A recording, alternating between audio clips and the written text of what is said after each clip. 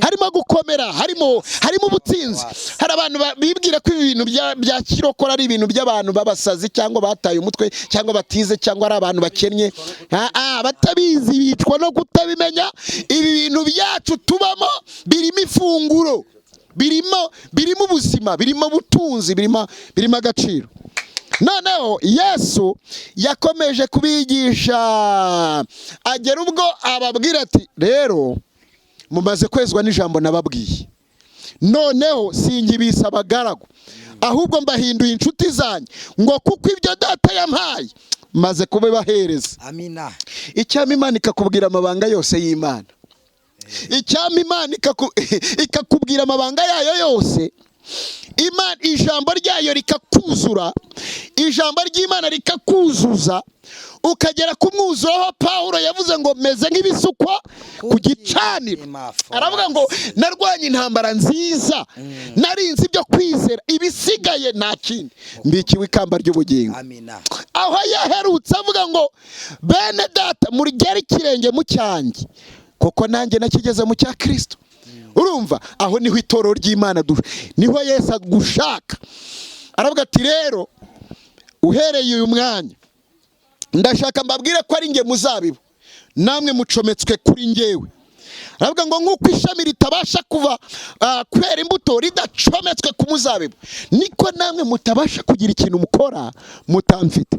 Aravuga ngo mugume muri nge, ngo amagambo yanjye agume muri mwe, ngo kuko ikintu icyo ari cyo cyose muzabasha kugikora. Buriya reka nkubwire, turi mu Mana, turi muri Kristo, tubasha gukora ikintu cyose gishoboka. Haleluya. Turi muri Kristo Yesu. Haleluya. Haleluya. Tubasha gukora ikintu cyose.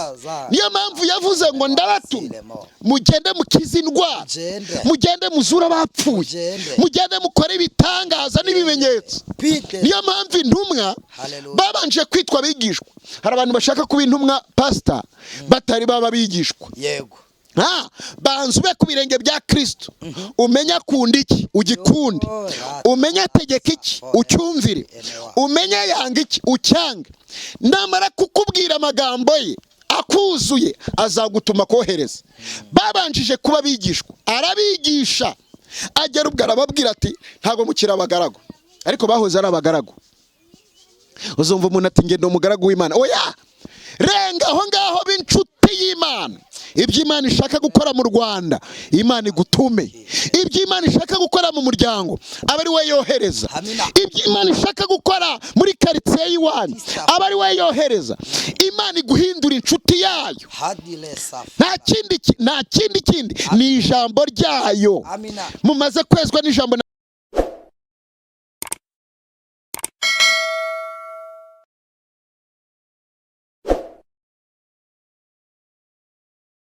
Hanyuma unatugezeho ubutumwa bw'uyu munsi. Okay, Mana ndagushima izina ry'Uwiteka rihabwa icyubahiro. Uyu ni umwanya mwiza wo kuvugana n'ubwoko bwawe. Reka wiheshe icyubahiro kandi uganire natwe muri byose. Ubuntu bw'Imana burushaho kuganza muri twebwe.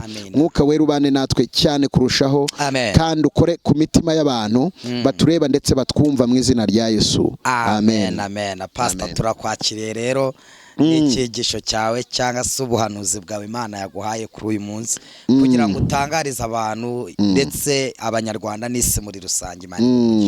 Reka tuganire ijambo ry'Imana muri Yohana ibice byaho 15. Yohana ibice byaho 15. Ngiye kuvuga kuba inshuti na Kristo. Kuba inshuti na Kristo. Yohana ibice 15 umurongo wa 7. Yego. Aravuze ngo yego, nimuguma muri nge, nimuguma muri nge, amagambo yanjye akaguma muri mwe, amagambo yanjye akaguma muri mwe, musabe icyo mushaka cyose muzagihabwa. Haleluya. Nimuguma muri nge, amagambo yanjye akaguma muri mwe, musabe icyo mushaka cyose. Genda ku murongo wa 15. Umurongo wa 15 haravuze ngo sinkibita abagaragu kuko umugaragu atazi ibyo shebuja akora, ahubwo mbise inshuti kuko ibyo numvise kuri data byose mbibamenyesheje. Amen. Imana ishimwe cyane. Ndashaka kuvuga kuba inshuti n'umwami Yesu. Buriya umwami Yesu ni Imana. Yego. abahamya ba Yehova muraho ndabashubuje cyane. Amina. Yesu ni Imana. Yohana rimwe haranditse ngo at the beginning there was word, the word was with God and the word was God. Everything was created by him. Ngo imbere na mbere hariho jambo. Jambo yahoranye n'Imana. Jambo yari Imana. Amina. Ngo kandi ibintu byose nta na kimwe kitaremwe nawe. Niwe wabiremwe. Haleluya. Niwe wabiremwe. Niwe. Buriya ni tubabwira Kristo, nago navuga Kristo ntabanje kubabwira uwo ari we. Buriya umuntu aremwe mu butatu. Kimwe nuko Imana iri mu butatu. Imana iri mu butatu, Imana Data n'Umwana n'Umwuka Wera, ariko ni Imana imwe. Ibyo byumvikane cyane. Amina. Umuntu nawe ari mu butatu, umuntu n'umwuka afite ubugingo agatura mu mubiri. Yego. Iyo kintu uracyumva cyane. Ni umwuka akagira ubugingo. Ubugingo ni amahitamo. Ni amahitamo, ni ukumenya icyiza cyangwa ikibi, no guhitamo icyiza cyangwa ikibi. Noneho agatura mu mubiri. Urumva umuntu ni ubutatu. N'urugo rugizwe n'ubutatu, umugabo, umugore n'umwana. Na Satani akorera mu butatu. Inyamaswa, umuhanuzi w'ikinyoma na Antikristo ni ubutatu. So rero nashakaga kubabwira Yesu ndi kuvuga abantu bumve ko ari Imana, kandi bumve ko yigize umuntu. Tumwita umwana w'umuntu mu buryo bw'umuntu. Amen. Ariko ni Imana. Ntago ari umuntu, ni Imana. Ni Imana. Hanyuma rero Yesu yarahanuwe ko Imana izaza ikigira umuntu. Muri Yesaya harabivuga ngo umwana yatuvuki, duhawe umwana w'umuhungu. Yego. Ubutware bwose buri ku bitugu bye. Ngo azitwa umujyanama. Imana Data wa twese. Ako kantu sinzi niba ukumva.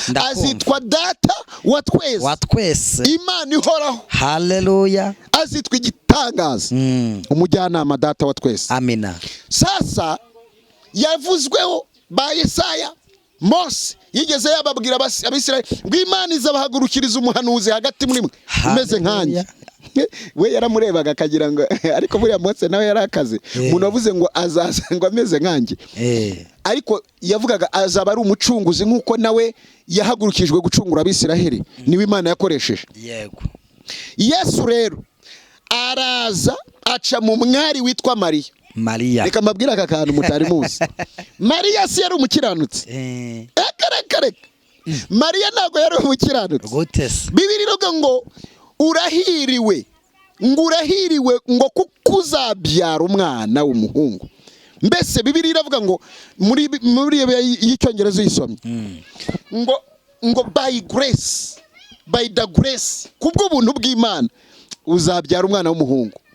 Mariya ntabwo yatoranyijwe kuko yari umukiranutsi, ahubwo yahindutse umukiranutsi kubwo kubyara no kwakira imbuto y'Umwami Yesu. Yarahiriwe. Yarahiriwe. Buriya iyo bivuze ngo urahiriwe bivuze ngo ntiwari ubikwiriye. Ndabizi ntabwo n'ubu udasoma Bibiliya ntabwo wahita ubyumva. Bivuze ngo urahiriwe, ntabwo wari ubikwiriye. Ni amahirwe ugize. Ni amahirwe akuguyeho, Imana igushyizeho amahirwe yayo. Aho sinshaka kwatinda, tuzakomeza.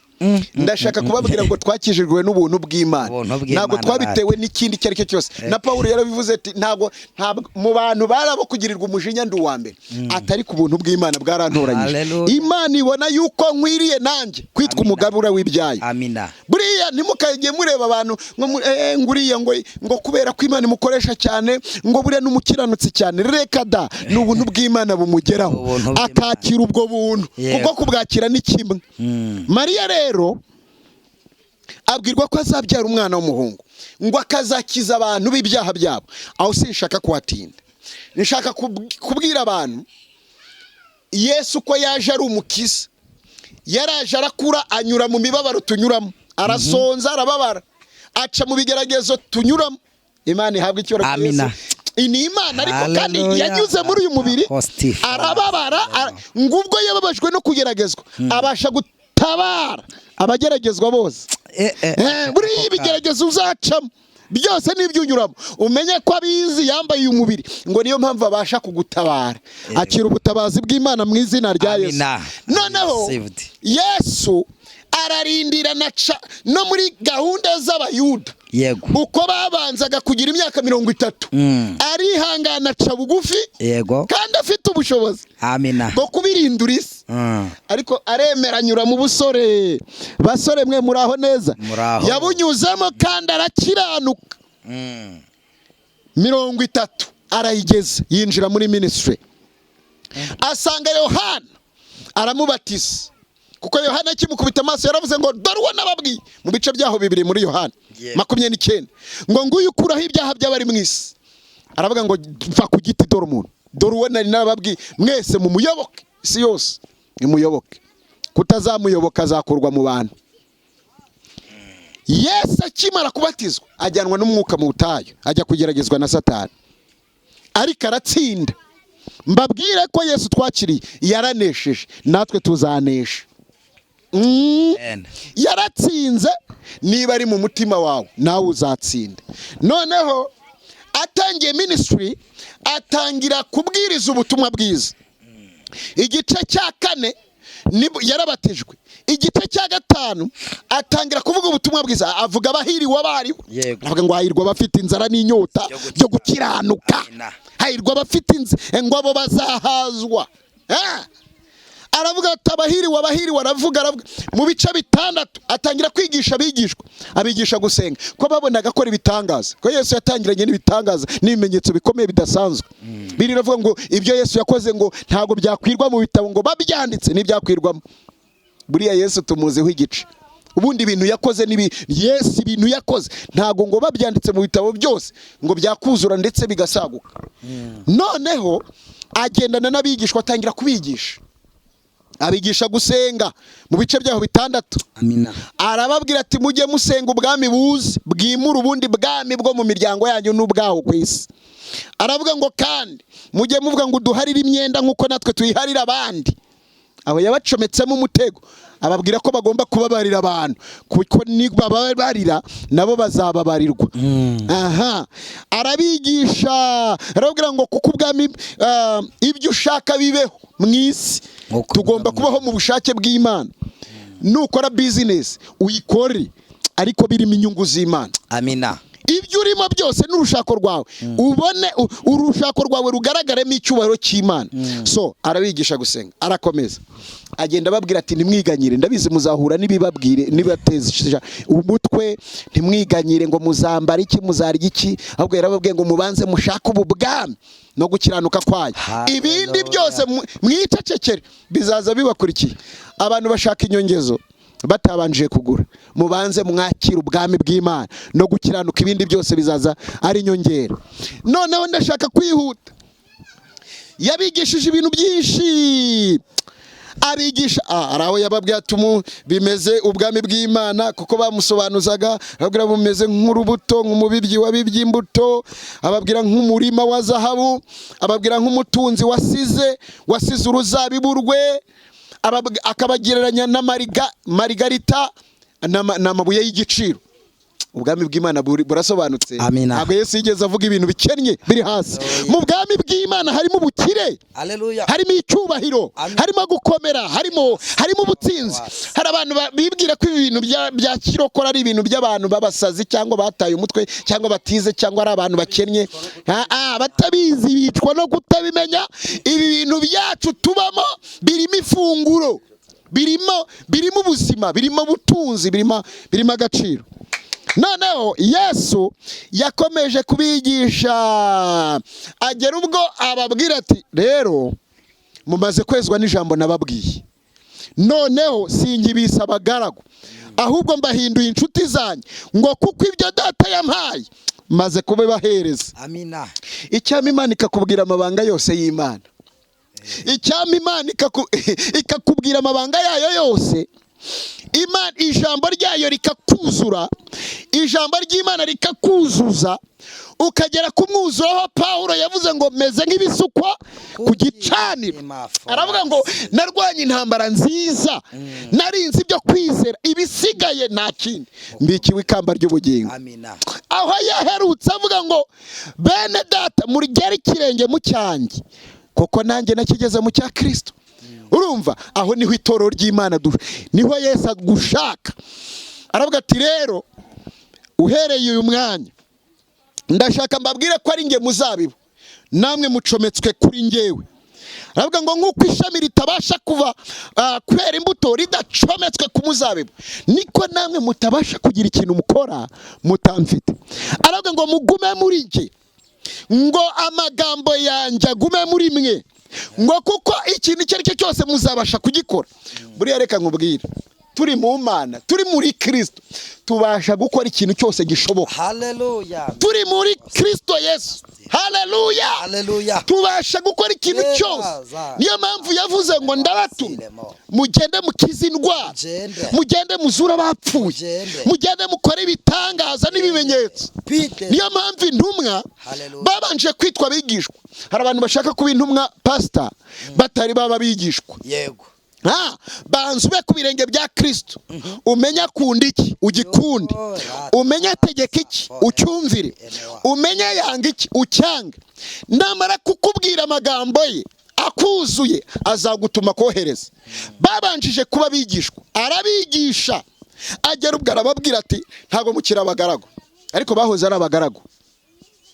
Uzumva umuntu ati ngende umugaragu w'Imana. Oya, renga aho ngaho b'inshuti y'Imana. Ibyo Imana ishaka gukora mu Rwanda, Imana igutume. Ibyo Imana ishaka gukora mu muryango, aba ari we yohereza. Ibyo Imana ishaka gukora muri quartier y'iwanyu, aba ari we yohereza. Imana iguhindura inshuti yayo. Nta kindi ni ijambo ryayo. Mumaze kwezwa n'ijambo nababwiye. Aravuga ngo mugume muri nge, amagambo yanjye agume muri mwe, bityo ngo musabe icyo mushaka cyose muzagihabwa. Sinsoje, hari ikindi nababwira, musabe icyo mushaka cyose. Umva, umuntu umwe yigeze yabwira Yesu ati wankirije umwana. Yesu ati waya, ibyo kurya by'abana sinabihereza imbwa. Yego. Ngo reka abana babanze bahage, kuko abanyamahanga bitwaga imbwa. Ntabwo cyari igitutsi, niko bitwaga ku Bisiraheli. Ati reka Abisiraheli babanze bahage, namwe muzabona nyuma. Ariko umubyeyi arasisira ati aya, namenye ko ndi kumwe na Yesu, namenye ko ndi kumwe n'igisubizo, ndi kumwe n'uwaremye ijuru n'isi, ndi kumwe n'ubitegeka byose bikemera, ntabwo nsubirayo nk'uko naje. Aravuga ngo n'imbwa zikenera utuvungukira mwami, reba ukuntu nyeranja ariko singende gutyo. Yesu aravuga ngo mbonye umuntu ufite kwizera. Arangije aravuga ngo genda umwana wabaye muzima. Ako kanya asubiye mu rugo, asanga umwana araryamye, asanga umwana aguwe neza. Dayimoni yari afite ngo ntabwo yatumaga aryama, ahubwo yashaka kumuta mu mazi ndetse no kumuta mu muriro. Ariko ngo asubiyeyo asanga umwana ameze neza. Abaza aba mu rugo arababaza ngo yaryamye ryari. Igihe yasaha Yesu yavugiye nicyo gihe yakiriye gukira. Ariko ubundi abantu mwirushya mu biki? Akira Yesu, emerera Yesu, tunga Yesu, izere Yesu, urakira nabo mu rugo rwawe, urakira agahinda kawe, n'ingorane zawe zose n'ibyago byawe byose birarangira. Ukimara kumwizera ukamwimika, agatangira kukuyobora, agatangira kugutegeka, agatangira guhinduka umwami n'umukiza w'ubuzima bwawe. Uraza kubona ibitangaza bikoreka mu buzima bwawe. Nuko rero Imana ibaha umugisha. Turashoje. Mana yanjye, umwami Yesu araryoshye. Ati sinkibisa abagaragu rero, mbahaye kuba inshuti zanjye. Kuko ibyo data yambwiye, ibyo numvanye data byose maze kubibahereza. Icyo uzapfana n'umwami Yesu ni ukubaha ijambo rye. Ahari ijambo rye azagutayayira, azagusura, uzamubona, azakugenderera. Ijambo rye, Dawidi yaravuze ngo nibiki ijambo ryawe mu mutima wanjye, ngo kugira ngo ntazagucumuraho. Ijambo no buzima. Imana ibaho umugisha. Mana ndagushimiye ku bwoko bw'Imana budukurikiye, butureba. Ijambo ryawe rigira imbaraga mu buzima bwabo, kandi bave ku rwego rumwe bagere ku rundi rwego, bahinduke inshuti z'Imana, bahinduke inshuti z'ijambo, babe mu ijambo, bature muri ryo, bakorere muri ryo, bagendere muri ryo. Ndagushimiye kubw'imbaraga z'Umwuka Wera zibashoboza, abarwaye indwara bakire, abababaye babona amahoro mu izina rya Yesu. Ukora imirimo n'ibitangaza mu buzima bwabo mu izina ry'Umwami wacu Yesu Kristo. Amen.